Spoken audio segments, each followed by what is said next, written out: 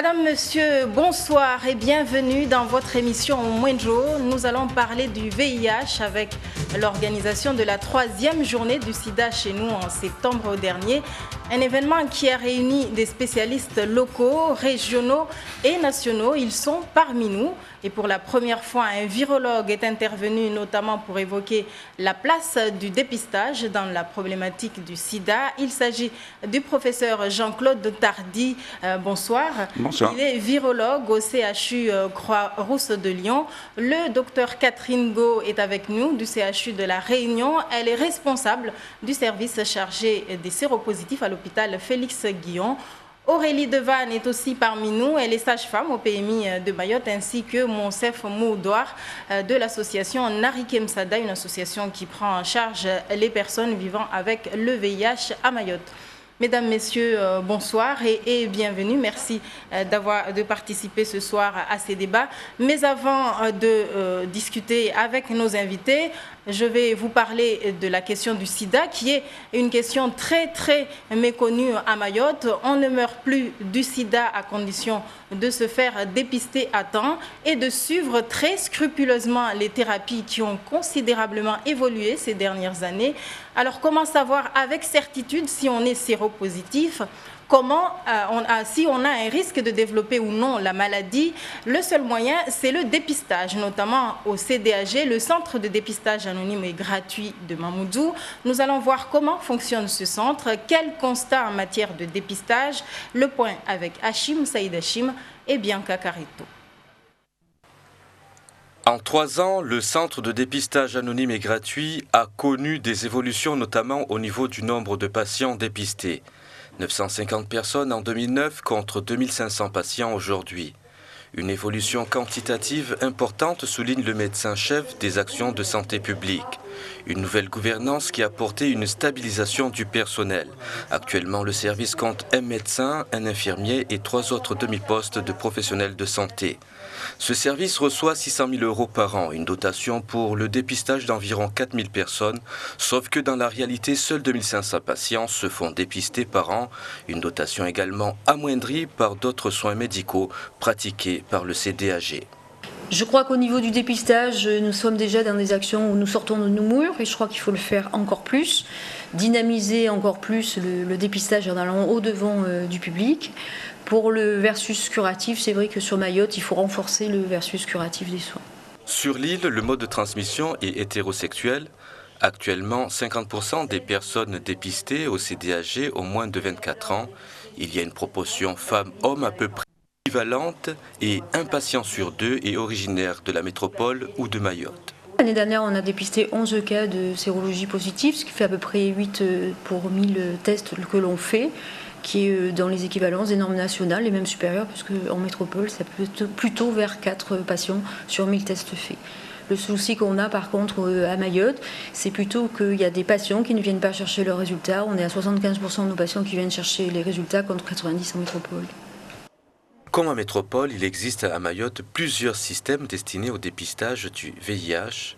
Le CDAG de Mayotte est l'un des partenaires. Toutefois, des personnes échappent au système. Les CDAG ne représentent que 10% à peu près des dépistages sur la France, et nous on est à peu près pareil. Les autres personnes qui viennent pas se dépister, c'est les femmes enceintes et les interruptions de grossesse qui sont déjà dépistées dans le cadre de leur suivi. Il y a les patients qui sont aussi dans les grosses entreprises, type l'hôpital de Mayotte tout simplement, ou le conseil général, et qui ont leur propre système de médecine du travail. Et sûrement une catégorie de femmes et d'hommes que l'on n'arrive pas à dépister parce qu'ils ne viennent ni chez nous ni dans aucun autre système de soins. Et peut-être aussi certains patients de la médecine libérale, assurés sociaux, qui ne savent peut-être pas que le dépistage est gratuit au niveau du système de soins si on est assuré social. Pour le CDAG, la sensibilisation sur la transmission du sida doit continuer. Le service se dit ouvert à toute demande extérieure, telle que l'éducation nationale ou les entreprises locales. Dans l'avenir, le CDAG veut amener la population à faire du dépistage ponctuel, plus particulièrement chez les hommes beaucoup plus réticents. Oui, docteur Catherine Go, vous connaissez très bien Mayotte. Est-ce que vous pouvez nous dire ce qu'il en ressort de cette journée ? Beaucoup de choses, hein. C'est toujours très intéressant d'avoir l'ensemble des acteurs concernés. Je retiendrai plusieurs choses. Nous avons beaucoup parlé du secret médical qui s'applique à Mayotte comme ailleurs, de façon à ce que les patients puissent venir en toute confiance se faire dépister et traiter s'ils sont séropositifs. Nous avons aussi beaucoup parlé des traitements, du pronostic de l'infection. Et je voudrais d'emblée poser les choses. L'infection à VIH, c'était une maladie constamment mortelle. Et en histoire naturelle, si on n'est pas traité, cette maladie, elle demeure mortelle, à tous les coups, ça rate pas. Si on se fait dépister, en n'ayant pas honte de se faire dépister, mais en revendiquant de se faire dépister comme une personne responsable, et que l'on a accès à un système de soins bien fait, comme ici à Mayotte, on se sauve la vie. Et cela transforme cette maladie constamment mortelle en une infection chronique, je dis bien infection, je ne dis même pas maladie, compatible avec une vie normale. Je dis d'emblée qu'une femme, par exemple, séropositive, peut avoir des enfants non contaminés et que l'espérance de vie de quelqu'un de séropositif traité est identique à celle qu'il aurait eue s'il n'était pas séropositif. Voilà le tableau dressé. Si dans un monde idéal, on dépistait tous les gens dans le monde, et on les traitait correctement, il n'y aurait plus d'épidémie de sida sur le mode épidémique, il y aurait des petits cas sporadiques en à peu près 2040. L'enjeu personnel et de santé publique est majeur. Et par rapport à Mayotte, vous, les élus locaux, les pouvoirs publics ont été conviés hier, le jour de cette journée. Est-ce qu'ils sont assez sensibilisés ? Ils le sont, on peut dire jamais assez. Alors c'est vrai que la problématique du VIH n'est pas la seule problématique de santé à Mayotte, mais c'est une maladie qui est évitable parce qu'il faut se mettre dans des circonstances très particulières pour se contaminer. Il n'y a que 4 modes de contamination. Les relations sexuelles, ça c'est vraiment le gros de la troupe de l'épidémie mondiale. Je rappelle qu'il y a 34 millions de personnes qui sont contaminées dans le monde. Le sang, donc les usagers de drogue, c'est pas encore trop un problème ici, même s'il y a partout des usagers de drogue. Ça commence à venir. Ça commence dans tout l'océan Indien. Maurice, les Seychelles sont envahies avec la toxicomanie intraveineuse. Donc il faut beaucoup se méfier à Mayotte aussi. Donc le sang, ça peut être également des transfusions dans les pays en voie de développement où les transfusions ne sont pas sûres. C'est pas du tout le problème ici. Ensuite, vous avez la transmission qu'on appelle materno-fétale de la maman à son bébé. 20 à 30% de contamination entre la grossesse et l'accouchement, évitable pratiquement à 100%. Sauf vraiment accident rarissime, si l'on est parfaitement traité, si la maman fait bien tout ce qu'on lui demande, elle aura un enfant sain. Et l'allaitement, puisque par mois d'allaitement, le risque de contaminer son enfant augmente d'environ 1%. Donc c'est une contre-indication lorsqu'on est une femme séropositive, on doit donner un allaitement artificiel. Oui, Monsef, vous qui êtes dans ce combat depuis longtemps, avec notamment l'association Narikem Sada, quelle est vraiment aujourd'hui la situation à Mayotte? On parle de 183 cas de séropositifs en gros. Pour vous, c'est un chiffre réel qui reflète la réalité? La file active, les derniers chiffres du mois de septembre s'élèvent à 160 cas. Réellement suivi au CHM. Ça ne veut pas dire qu'il n'y a que 160 séropositifs à Mayotte. Encore une fois, il y a des efforts à fournir encore en matière de dépistage. Donc, dans ce sens-là, je pense qu'il y a une prise en compte, une prise de conscience, qui se fait de plus en plus.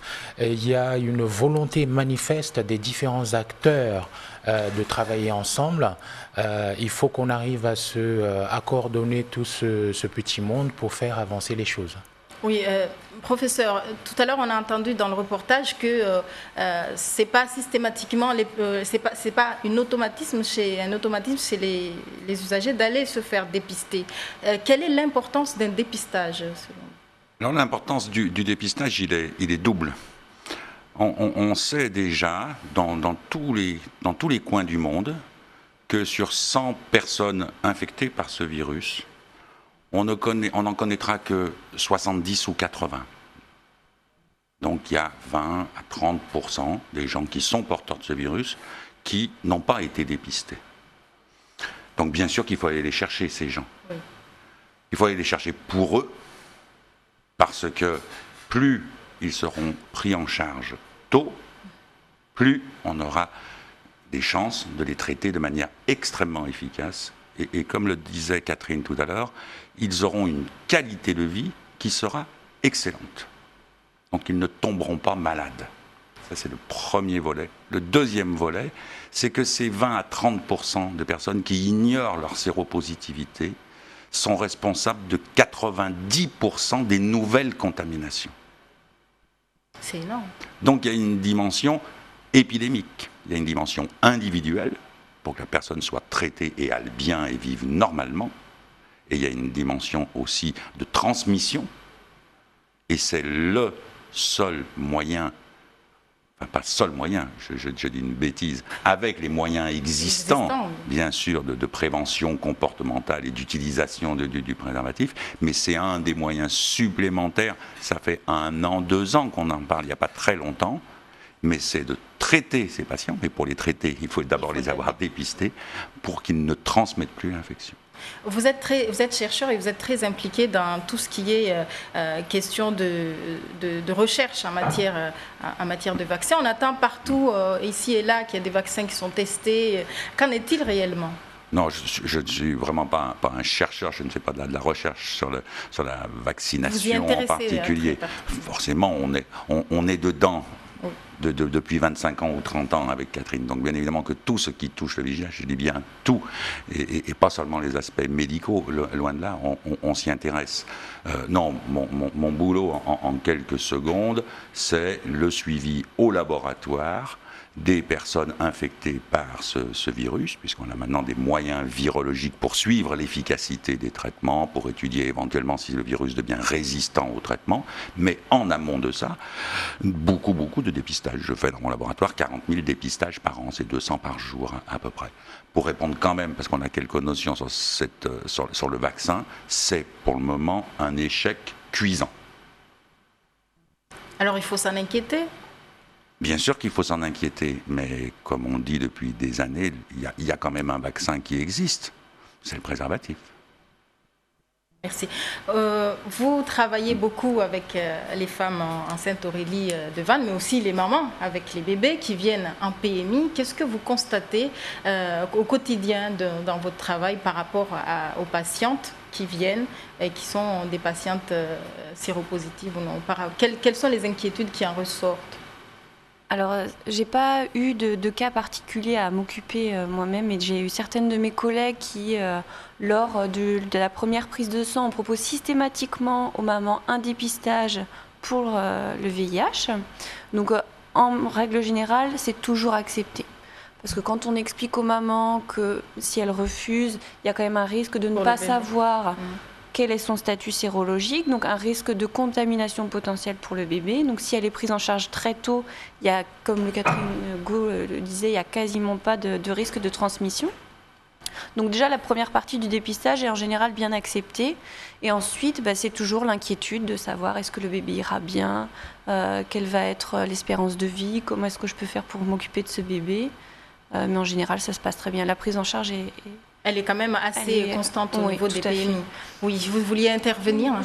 Grande expérience, je suis beaucoup plus vieille des femmes séropositives enceintes, puisque j'ai une consultation spécialisée en fait sur ces femmes et sur les enfants à l'hôpital. Les mamans, c'est toujours la même problématique, c'est est-ce que j'ai le droit d'être mère ? Ça, c'est la première chose. Est-ce que, en étant une femme séropositive, d'abord souvent c'est est-ce que j'ai droit à la sexualité ? Ensuite, est-ce que j'ai droit d'être amoureuse ? Et parfois d'un homme séronégatif.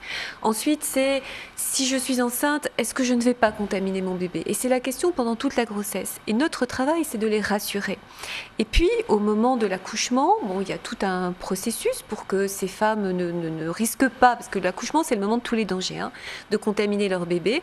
Et ensuite, il y a vraiment une prise en charge psychologique, un soutien de ces mamans qui ont une peur et une culpabilité terrible jusqu'au moment où elles apprennent, dans 99,9% des cas, que leur enfant n'est pas atteint. Et là, c'est un bonheur, mais merveilleux.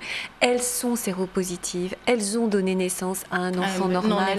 Et c'est un bonheur, mais extraordinaire. Et elles recommencent, parce que nos femmes séropositives, elles font 2, 3, parfois 4 bébés, tous sains. Oui, Monsef, il était question il y a 3 ans, quand on en avait un peu discuté aussi, des personnes qui étaient un peu perdues de vue, des personnes qui étaient dans la file active et qui à un moment donné étaient perdues de vue. Quelle est la situation réellement aujourd'hui à Mayotte et est-ce qu'il faut s'inquiéter de ces disparitions de patients suivis? Le problème de perdu de vue, effectivement, bien qu'il ne soit pas spécifique à Mayotte, persiste toujours. Il y a toujours des perdus de vue. Maintenant, ce qu'il faut qu'on arrive à voir chez nous ici, c'est quel dispositif on met en place pour voir comment on peut récupérer ces perdus de vue. Catherine Go en parlait lors de la 3e journée le mois dernier. Il y a un dispositif, il y a un moyen avec les différents partenaires, qu'ils soient associatifs ou autres, mais pour cela, il faut que les uns et les autres, on en revient à cette histoire de coordination, il faut que les différents acteurs concernés s'assoient autour d'une table, réfléchissent et définissent un protocole ou une politique en même temps de suivi et de prévention. En quelque sorte, on développera tout à l'heure, mais il était aussi question plus de 60% des personnes dépistées sont des femmes, souvent c'est des femmes enceintes, et les hommes dans tout ça, les hommes. Les hommes, comme je le dis souvent, nous sommes le maillon faible de ce dispositif. Nous sommes toujours aussi réticents à aller se faire dépister. Et je le dis aussi souvent, j'ai l'impression que les hommes, on s'installe dans une espèce de ce que j'appelle moi la santé matrilocale. Ou matriarcale, puisque on attend que ce soit la femme qui aille se faire dépister et on attend de voir les réactions et se dire que elle dit rien, donc c'est bon, j'ai rien. Oui, mais parfois quand c'est le cas, on l'a vu dans le témoignage qu'on a eu en 2009, quand c'est le cas même, ils vont pas non plus aller faire le dépistage, ils n'y vont pas, malgré le fait qu'ils connaissent, ils savent qu'il y a un couple hétéro, malgré la découverte du virus dans le couple. En effet, et c'est ce qui nous inquiète de plus en plus parce que effectivement les hommes prennent la poudre d'escampette.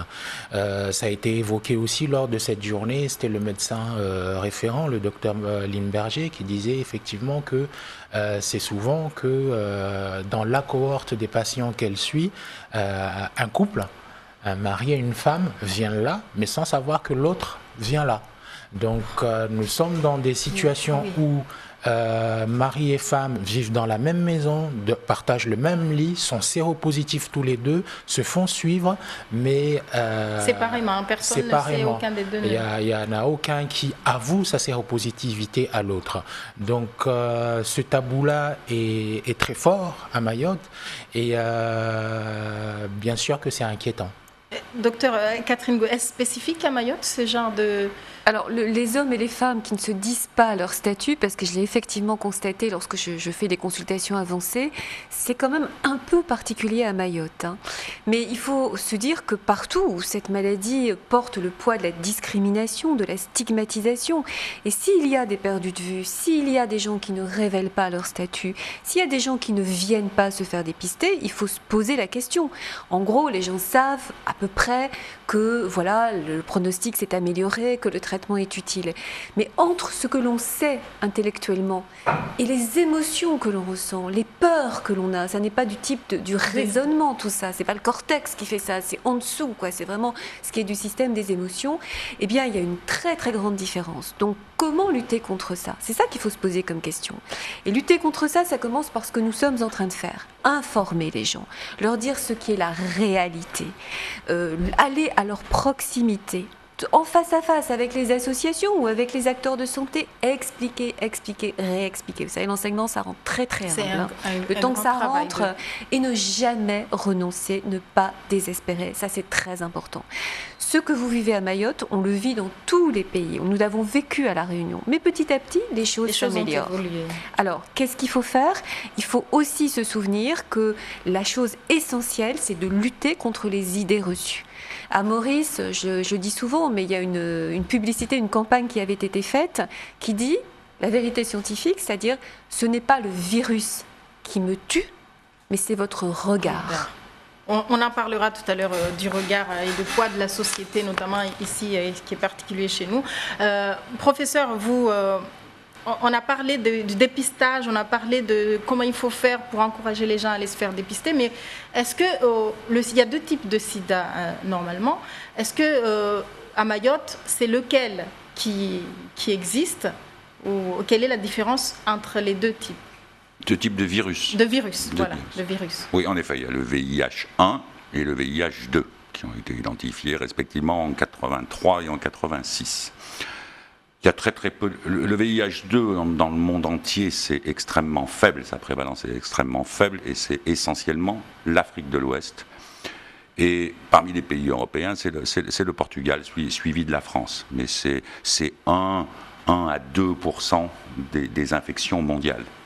Et c'est globalement un virus moins dangereux que le VIH1. Merci. Mais il faut simplement, bien évidemment, que les tests, ce qui est le cas depuis des années, y compris les tests rapides dont on parlera tout à l'heure, dépistent ces deux agents responsables. Maintenant, nous allons parler de la politique de prévention. Le sida reste l'une des principales problématiques de santé publique dans le monde, particulièrement dans les pays en développement. Il s'agit d'une mission régalienne de l'État qui élabore et réalise des actions de prévention avec tous les partenaires de santé publique. À Mayotte, le nombre de séropositifs augmente comme ailleurs, on l'a vu tout à l'heure, avec plus d'une vingtaine de nouveaux cas depuis l'année dernière. Comment ralentir la progression de ce virus? Y a-t-il une réelle volonté politique de lutter contre la propagation du VIH à Mayotte? Hachim Saïd Hachim et Bianca Caruto se sont rendus à cette journée consacrée au sida à Mayotte où les pouvoirs publics étaient très peu représentés.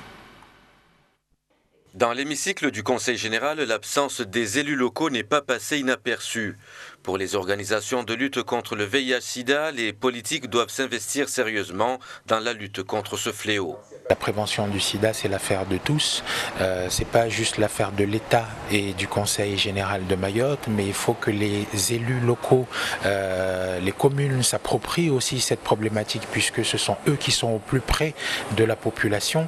Et c'est dans une concertation commune qu'on arrivera à faire reculer la problématique du sida à Mayotte. Pour mener des actions de sensibilisation et toucher la population, il faut que les élus locaux soient porteurs du message, pense le deuxième vice-président du Conseil général. Le Conseil général doit changer de méthode, le Conseil général doit être plus près de la population, doit écouter les doléances des partenaires et des acteurs dans tous les domaines afin de pouvoir les divulguer d'une manière réaliste et très professionnelle. À l'occasion de la 3e journée SIDA Mayotte, le Conseil général s'engage à accueillir très prochainement les acteurs qui œuvrent dans l'action sanitaire pour élaborer ensemble des plans d'action reflétant la réalité locale. Monsef Moudouar, vous y étiez, vous, à cette journée. C'est le constat que vous faites? Oui, en effet. Pardon, mais je tiens à signaler quand même, à souligner quand même une avancée majeure. C'est que c'est bien la première fois que les politiques de ce pays se sont affichés et se sont exprimés sur cette problématique. Pour moi, c'est une reconnaissance officielle. C'est déjà un premier pas et qui est très important. Certes, les élus locaux n'ont pas répondu présent à cette journée, mais je ne désespère pas. Je relance encore le message. Le sida, c'est l'affaire de tous. Vous l'avez dit tout à l'heure. C'est un enjeu politique et économique. En effet, ce sont des missions régaliennes qui reviennent à l'État. Mais moi, je dis qu'il ne faut pas que tout le monde se repose sur l'État.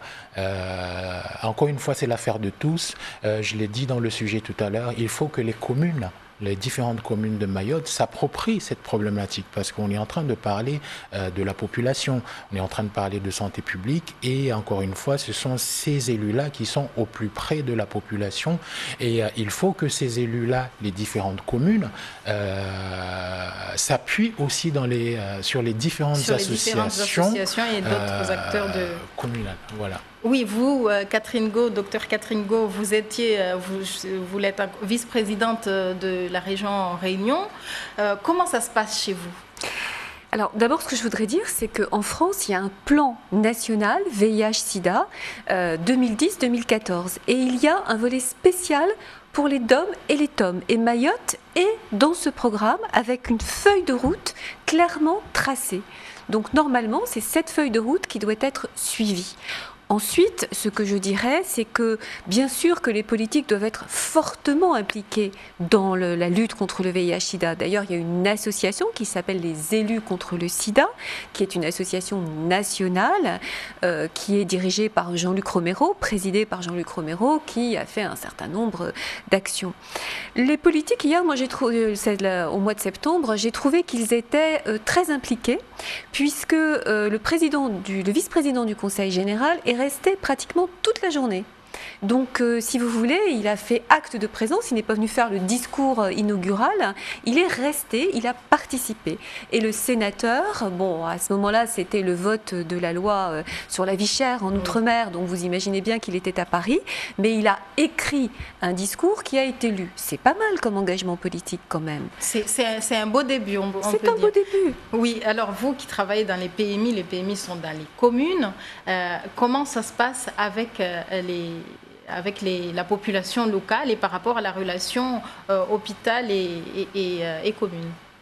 Alors c'est vrai que les PMI, il y a 22 PMI à Mayotte, donc c'est quand même un des premiers accès, des premiers accès aux soins des femmes, c'est que l'accès pour les femmes en fait. Après le dépistage, on avait le travail qui nous avait été demandé par l'association. On a quand même souligné quelques problèmes, un manque de prévention. Des problèmes de secret professionnel, on en a longuement débattu lors de la journée au mois de septembre. Le problème de secret professionnel, dans quel sens ? Alors, il est vrai qu'il fallait quand même ressouligner pendant cette journée que divulguer une information, qu'elle soit médicale ou qu'on ne soit pas forcément du professionnel médical, qu'on soit à l'accueil ou à l'hôpital qu'on distribue des repas par exemple, c'est interdit. On n'a pas le droit de parler de ce qu'on voit ou de ce qu'on entend pendant son travail. Et on a longuement aussi débattu sur le problème du carnet de santé, puisque énormément d'informations sont notées dans ce carnet de santé.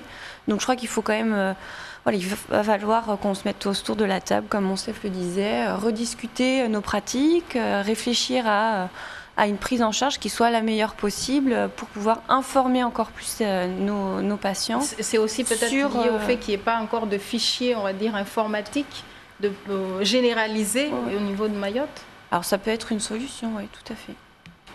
Il était important de soulever cette question-là parce que à Mayotte, le principal frein évoqué par les gens pour ne pas aller se faire dépister, c'est entre autres cette notion de confidentialité où les gens n'ont pas confiance. Donc je pense qu'il était important que les différents acteurs concernés, les différents professionnels concernés débattent de ce sujet-là pour que le cas échéant, tout le monde se mette d'accord, encore une fois, sur un protocole, histoire de rassurer la population et leur donner suffisamment de garanties pour les pousser à aller se faire dépister. Ou par rapport aux structures, notamment en discutant beaucoup avec les gens, la réticence vient du fait que parfois les endroits où les gens peuvent aller se faire dépister sont trop exposés ou c'est mélangé avec d'autres services, ce qui fait qu'ils n'ont pas le courage d'affronter tout par rapport par exemple au CDAG. Tout à fait, tout à fait. Mais je pense que c'est le message qu'il va falloir envoyer à la population pour leur dire que leur confidentialité est garantie, leur anonymat est garanti et qu'il n'y a rien à craindre.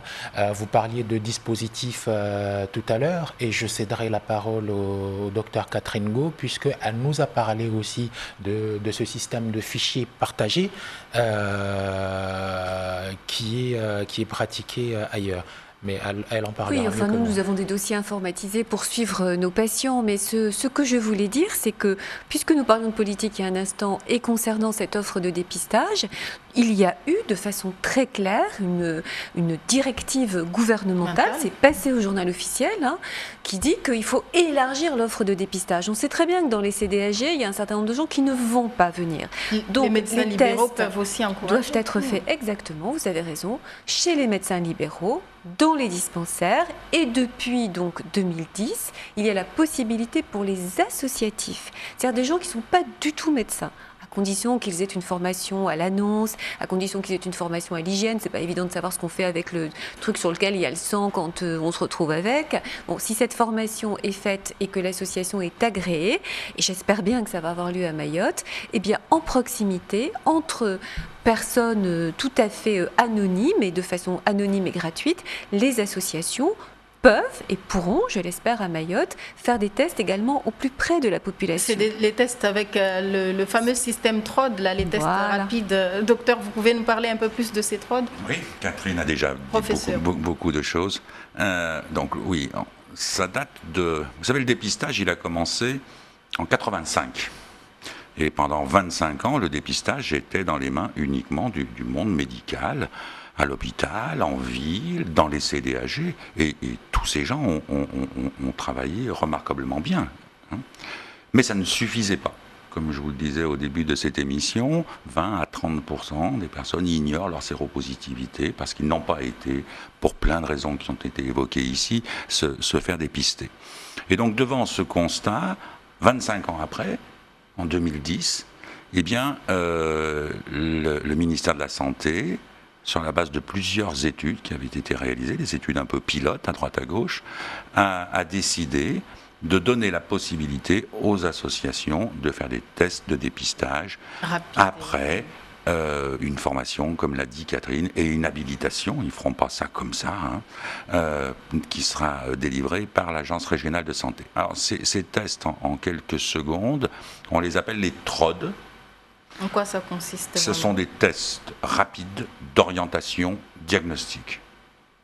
Ce sont des tests qui sont très fiables.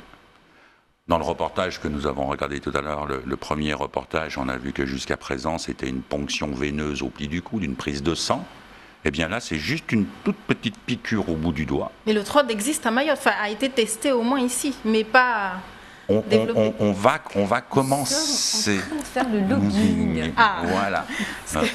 Ok, je viens quelque part un peu présenter à Mayotte avec le docteur Catherine Go ce qu'elle fait à la Réunion depuis déjà quand même quelques bons mois, même quelques petites années. Non, quelques mois. Une année. Voilà, une année, comme nous sur Lyon. Et c'est quand même, vous vous rendez compte un peu de la praticabilité de la chose, de l'accessibilité de la chose. Un petit prélèvement, une petite goutte de sang au bout du doigt. Une minute après, vous savez, de manière extrêmement fiable, dans des conditions qu'on pourra rediscuter tout à l'heure, si vous êtes infecté ou non par ce virus. Est-ce qu'on pourrait développer ce système qui a été testé en 2009, c'est bien ça, à Mayotte? Non, il n'a pas encore été testé à Mayotte, il a été testé au niveau national. Mais simplement, bien sûr que oui, les autorités sont tout à fait favorables. Nous en avons discuté avec les acteurs mahorais. D'abord, il y a des indications formelles qui sont, par exemple, les femmes qui viennent accoucher, on ne connaît pas leur statut. On sait que si par malheur, on va dire, elles sont séropositives, elles ont un risque important de contaminer leur bébé lors de l'accouchement. Elles arrivent, elles sont en travail, on leur pique le bout du doigt, hop, on se rend compte que, bon, c'est un dépistage, je ne suis pas sûre à 100%, mais pratiquement à 100%. Il y a vraiment des exceptions rarissimes. Comme pour le taux de glycémie, par exemple. Voilà, exactement, rien du tout. Exactement. Hop, on met tout de suite la perfusion qu'il faut, on va donner tout de suite le traitement au bébé à la naissance pour que cet enfant, on diminue massivement les risques qu'il soit contaminé. Si une infirmière se pique avec le sang d'un patient et que, elle a fait une bêtise, elle s'est piquée avec l'aiguille avec laquelle elle a piqué le patient, il faut qu'on sache le statut de ce patient. Imaginez qu'il soit séropositif, elle risque de se contaminer, donc il va falloir lui donner un traitement post-exposition. On va lui donner 1 mois de trithérapie à cette infirmière. Et donc, il y a des circonstances, il y en a d'autres, où il faut savoir tout de suite, si la personne est séropositive. Mais ce qui est très important, mais vraiment extrêmement important, c'est que partout, ces tests installés permettent de donner 100% de rendu aux patients. Parce que vous avez entendu qu'au CDAG à Mayotte, il y a 68% de retour, mais il y a le reste de la troupe qui ne vient pas chercher ces résultats, tellement ils ont peur, tellement ils sont angoissés. Puisque là, cette période-là, elle est effacée. Et à ce propos, je voudrais dire aux Mahorais, parce qu'il faut lutter contre les idées reçues, aux Mahorais et aux Mahoraises, que 50% des contaminations par le VIH surviennent au sein d'un couple stable et fidèle. Vous allez me dire, comment ça se fait, d'où ça sort? Il faut bien comprendre ça. Mais comment ça se fait alors? Alors justement, je vais vous expliquer. Donc, dans l'infection à VIH, il y a une longue période qu'on appelle de latence, la période du porteur sain, où on est porteur, mais il n'y a aucun symptôme. Vous êtes en pleine forme, et ça dure plusieurs années. Ça dure 7-8 ans en moyenne, parfois ça dure 20-30 ans, parfois ça dure 6 mois. Voilà. Et après, il y a une période où ça va plus trop bien, et après, la phase finale en histoire naturelle de la maladie, c'est le sida. C'est là où on est malade, c'est la maladie. Avant, on n'est pas malade.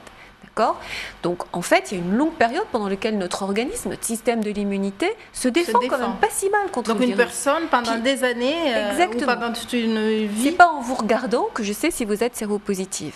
Alors, on peut dire, elle est jolie, elle a l'air en bonne santé, mais si ça se trouve, vous savez, il y a une campagne en France à un moment qui disait « le sida est beau ». Et il y avait un super beau garçon sur l'affiche, et le sida est belle. Il y a une super belle fille. Donc, ce n'est pas en regardant quelqu'un qu'on peut le savoir. Alors, comment, au sein d'un couple, on peut se contaminer alors qu'on est fidèle?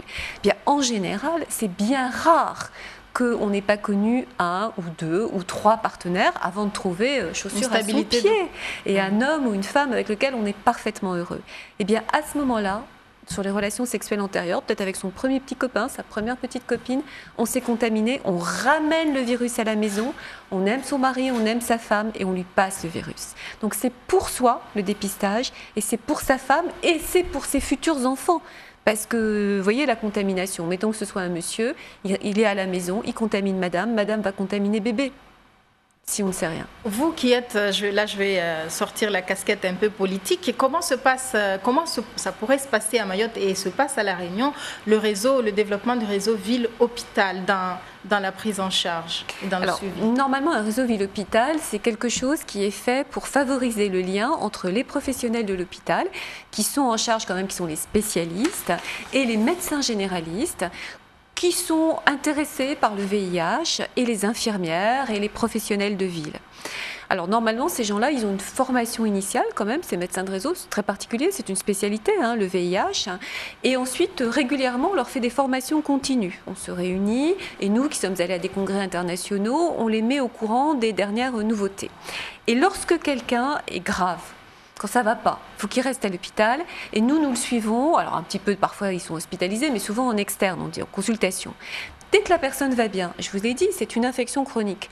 Donc quand ça roule, quand les gens ont le bon traitement, qu'ils ont les examens comme nous, ça nous plaît, on sait qu'ils vont vivre normalement, ils ont une espérance de vie normale, à condition qu'ils prennent bien tous les jours leur traitement, et bien quand ça roule, on les voit 2 fois par an, nos patients. Vous voyez que c'est pas trop grave. On lâche, nous, les médecins hospitaliers, et on les confie aux médecins de ville. C'est mieux pour eux, c'est plus proche de chez eux, ils sont mêlés à tous les autres patients, il n'y a aucune problématique particulière. Donc on les voit une fois, 3 mois après c'est le généraliste, 3 mois après c'est nous, 3 mois après c'est le généraliste, et on partage. Oui, la prise en charge est très importante pour les personnes vivant avec le VIH. Nombreux sont ceux à Mayotte qui pensent que le sida est une question qui ne les concerne pas. C'est une maladie pour les autres et pour ceux et celles qui ont péché ou bien qui ont une vie sexuelle qui ne rentre pas dans la norme. Le regard de la société mahoraise sur les personnes atteintes du VIH est encore pesant, ce qui ne facilite pas l'insertion des patients qui souffrent notamment de la solitude. Comment comment les accompagner, comment prendre en charge ou les prendre en charge pour qu'ils retrouvent toute leur place dans la société. Voyons cela avec ce reportage de Hachim Saïd Hachim et Bianca Carito. Sophie Chouillou est psychologue à mi-temps au centre de dépistage anonyme et gratuit. Elle reçoit aussi d'autres patients envoyés par d'autres services. La psychologue accueille les personnes qui viennent se faire dépister, celles atteintes par le VIH, les hépatites, la tuberculose. Bref, quel que soit le mal du patient, la démarche de prise en charge est la même. La psychologue propose des entretiens individuels visant à apporter un soutien psychologique au niveau de leur maladie, une assistance importante pour les personnes qui prennent du temps à accepter leur maladie. Pour certaines personnes, c'est vrai, il leur faut plusieurs mois pour vraiment accepter leur infection et le changement que ça va provoquer dans leur vie. Du coup, ils ne viennent pas forcément me voir de suite. Ils sont parfois dans le déni de l'infection et quand ils se rendent compte que ça va changer beaucoup de choses dans leur vie, qu'il va falloir ajuster beaucoup de choses, là, ils peuvent se sentir plus fragiles et venir me consulter pour avoir un soutien. Un accompagnement psychologique, des entretiens personnalisés pour soutenir les patients qui découvrent leur maladie, des moments de grande solitude pour les personnes qui ont peur du rejet et qui s'enferment dans leur vie, particulièrement celles touchées par le VIH. C'est des personnes très isolées, donc c'est vrai que l'accompagnement psychologique leur permet de décharger beaucoup de choses, de parler de leurs difficultés sans être jugés, sans avoir le poids familial ou amical ou de la société qui leur pèse. C'est vrai que pour ces personnes-là, ils sont très très seuls dans leur vie, donc ça leur permet quand même d'avoir un lieu pour parler de tout ce qu'ils veulent sans être jugés. Face à la maladie, chaque patient a son histoire, son comportement, qu'il soit d'ici ou de la grande région. Je reçois, c'est vrai, beaucoup de personnes d'origine africaine ou comorienne, pas beaucoup de Mahorais et pas beaucoup de métropolitains. Je pense que si je reçois plus des personnes étrangères, c'est parce qu'elles ont elles ont vécu la migration qui les a fragilisées et voilà, ils cumulent plusieurs traumatismes dans leur vie, en plus du VIH. Après, peut-être aussi que les Mahorais viennent un peu moins parce que peut-être ils ont peur du rejet, peur qu'on les voit à l'hôpital. Le sida est encore une maladie secrète dont on ne parle pas beaucoup en famille ou à ses amis. Les personnes infectées vivent cachées. Selon le psychologue, le groupe de parole est important. Il permet d'évacuer des choses avec des personnes qui rencontrent les mêmes problèmes pour se sentir moins isolées.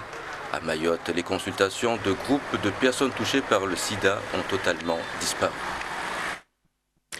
Monsef Moudoir, votre association milite depuis longtemps dans la prise en charge des personnes vivant avec le VIH. Le poids de la société, le regard des autres, le poids familial aussi par rapport à l'annonce de sa séropositivité. Est-ce que vous avez vu les choses, elles évoluent ou Oui, les choses évoluent, fort heureusement. Les choses évoluent dans la mesure où de plus en plus les patients qui nous sollicitent, notamment sur le numéro vert Mayotte Info Sida, de plus en plus les gens aujourd'hui ne se contentent plus du téléphone. De plus en plus, les gens souhaitent une relation de vis-à-vis. Maintenant, le problème qui se pose, c'est le lieu. C'est vrai que on l'a évoqué tout à l'heure, l'exposition du site de Jacaranda pose problème pour ces patients. Il fut un temps où nous avions, Narikem Sada avait un local, effectivement, on recevait plus facilement les patients parce que le local que nous avions était discret. Nous avions eu une expérience de groupe de parole avec le docteur Delphine Kerberenes qui a bien marché et puis cette expérience a dû s'interrompre parce que tout simplement on n'a plus de local. Maintenant, nous sommes obligés de nous déplacer chez Il y a une les précarité aussi pour les associations, on va dire.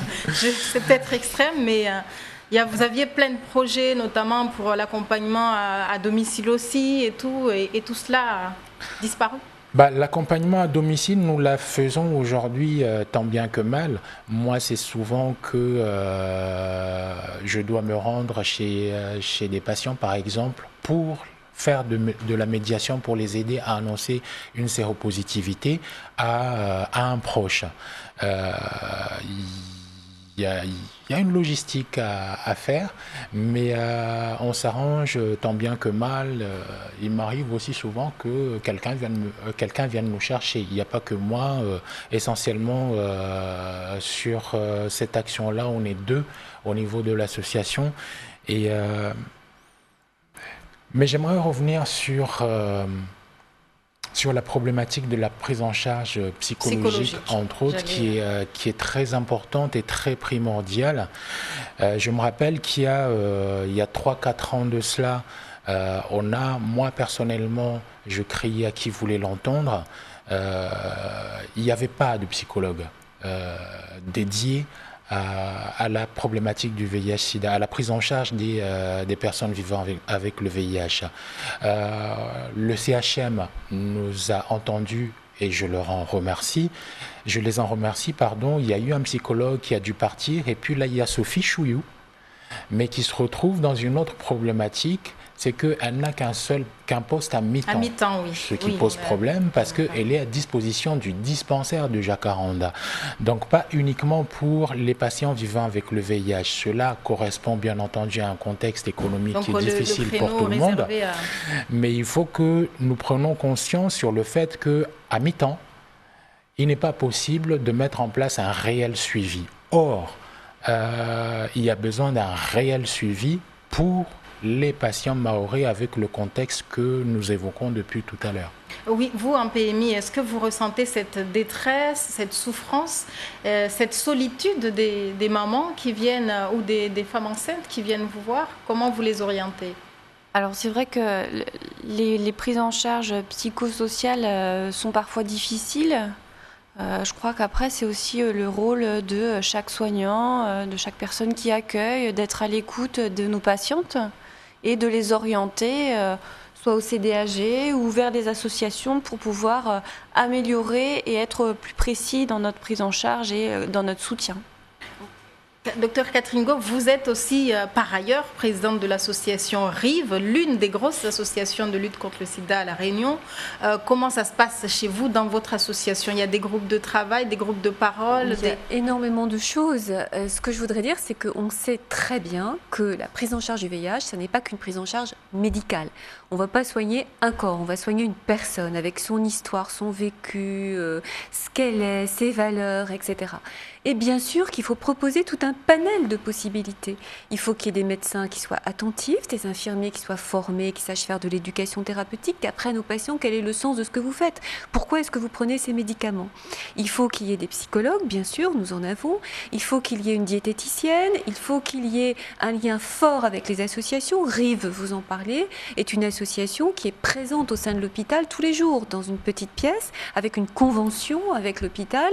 Et là, il y a des séropositifs qui sont là tous les jours, qui sont même salariés de l'association et qui accueillent les autres séropositifs. Il y a des groupes de parole spécifiques, notamment un groupe pour les femmes. Et puis arrive, on fait aussi très attention à tout le côté social et tout le côté éducatif. Le VIH, ça se passe bien quand on est suffisamment bien dans sa famille, qu'on a un boulot, qu'on est heureux, que les enfants vont bien, que voilà. Quand ça se passe bien, on prend bien ses médicaments. Là où ça se passe mal, les patients qui nous posent problème, c'est quand ils ont des problèmes psychologiques ou psychiatriques, qui sont déprimés, qui ont une maladie psychiatrique, qui n'ont pas d'argent. Ils sont dans la précarité. Misère et sida, ça va très très bien ensemble. VIH, c'est un peu, voilà, c'est la population un peu plus générale. Mais cette population-là, très précarisée, nous avons des appartements à RIVE. Nous avons 15 appartements de coordination thérapeutique où travaillent des professionnels, je vous dis psychologues, médecins, infirmières, pour être au plus près de ces patients-là, pour les faire évoluer, pour aller vers un logement autonome, une vie autonome. Parce qu'en fait, le problème, c'est quand le VIH arrive chez ces patients, VIH, c'est un petit problème par rapport à tout le reste. Sauf que quand vous avez ça, vous ne vous traitez pas. Parce que ce n'est pas votre souci. Votre souci, c'est de trouver à manger là. Si vous êtes usager de drogue, c'est de trouver votre dose pour la journée. Si vos enfants, ils sont malades, ils ne peuvent pas aller à l'école, si vous êtes étranger, en situation irrégulière, vous avez peur de vous faire attraper, c'est le problème administratif. Vous avez tellement d'angoisse que vous ne pouvez pas vous faire traiter. Alors ici, le problème est grandissant par rapport au fait que plus de 20% des personnes, il y a plus de 20% de la population n'a pas accès à l'eau potable, n'a pas de logement décent, on va dire. Est-ce que ce n'est pas un risque, quelque part, de les maintenir dans cette précarité qui les enfonce encore plus tous les jours, un peu plus tous les jours, et qui, certains, il y a 3-4 ans, disaient que bon, pour manger, pour s'en sortir, tout simplement, on va chercher tous les moyens possibles et imaginables. Et c'est certain. Je crois qu'on ne les maintient pas dans cette précarité. Ils y sont et je pense que chacun doit faire à peu près ce qu'il faut pour essayer de les en sortir. Mais le travail est énorme. Et puis, il y a cette problématique ici des migrants, qu'ils viennent des Comores ou qu'ils viennent d'Afrique. On sait qu'il y a une grande partie des personnes infectées par le VIH ici à Mayotte qui sont dans cette catégorie. On l'a entendu, oui, tout à l'heure. Voilà. Donc, comment faire pour leur trouver leur traitement? On sait que l'ARS est très active et on a entendu lors de la conférence là, au mois de septembre que à chaque fois qu'il y avait un PV-VIH, une personne vivant avec le VIH étrangère, eh bien l'ARS se débrouillait pour qu'il y ait une prise en charge et les traitements étaient donnés gratuitement. Mais il n'y a pas que ça, il y a manger, il y a pouvoir acheter un timbre pour faire des démarches administratives, obtenir des papiers. Quand vous avez 0 €, vous ne pouvez pas acheter le timbre fiscal et plein d'autres choses. C'est pourquoi il faut un entourage global. Il faut leur dire, écoutez, nous tous là, tous ensemble, on travaille tous ensemble, l'hôpital, la ville, les associations, les différents types de professionnels de santé, de professionnels psychosociaux, comme on dit, et moi j'aime pas ce terme-là, de psychologues et de personnel qui s'occupent de la vie sociale, qui sont autour de vous. On va vous aider et c'est de leur donner un but, vous allez vous en sortir. Et quand on veut très fort, on y arrive. Oui, professeur Tardy, qu'est-ce que l'accompagnement en matière de virologie? L'accompagnement, ça tombe bien que vous me posiez cette question à ce moment-là, parce que tout ce qui vient d'être dit, je suis un acteur parmi tant d'autres.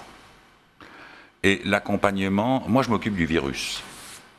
Et Catherine s'occupe de l'homme et de la femme. Mais il faut bien évidemment qu'entre nous, ça communique très très bien. L'accompagnement au point de vue virus, ça veut dire savoir si le virus est là ou pas, c'est le dépistage. Et puis si on sait qu'il est là, vous avez compris qu'il vaut mieux le savoir tôt, s'il est là, c'est de savoir un peu comment il se comporte ce virus. Est-ce que les traitements qu'on donne sont parfaitement efficaces? Et ils le sont maintenant dans 85 à 90% des cas. C'est quand même extrêmement important. Et à ce moment-là, je dis à Catherine, le virus, là, tu l'as bien eu. Et on va surveiller tous les deux, et on va surveiller tous les deux qu'il continue comme ça à plus embêter cette personne. Parce qu'on est plus fort quand même que le virus, il faut bien qu'ils se disent ça, le virus. Il faut se dire plus fort que le virus. Merci pour ce mot de la fin. Cette émission touche à sa fin. Merci, mesdames, messieurs, d'avoir participé au débat. Merci à vous de nous avoir suivis depuis chez vous sur cette émission consacrée au sida, une des problématiques et des enjeux mondiaux en matière de santé publique. Je vous retrouve très bientôt dans Moindro et sur Mayotte Première. Sambitsaratsik.